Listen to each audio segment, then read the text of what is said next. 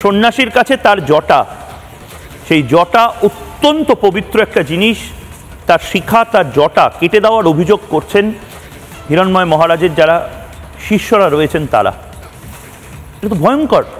আমাদের রাষ্ট্র বাংলাদেশ, সেখানে যেমন চিন্ময় মহাপ্রভুকে বিনা দোষে আক্রমণ করেছেন, আটক করেছেন, জেলবন্দি, তার খাদ্য ঔষধ বন্ধ করে দেওয়া হচ্ছে, তিনি এখন মৃত্যুর সঙ্গে লড়াই করছেন।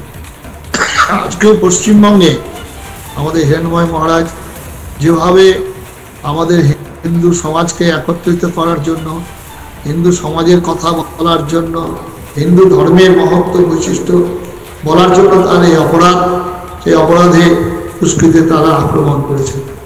আমরা চাই তদন্ত করে যারা দুষ্কৃতকারী তাদের উপযুক্ত শাস্তি যদি না দেন, তাহলে আমাদের পশ্চিমবঙ্গের সমগ্র সাধু সমাজ, আমরা সনাতন সংস্কৃতি সংসদের পক্ষ থেকে আগামী দিনে আমরা স্থির করব, আন্দোলনের জায়গায় যাব।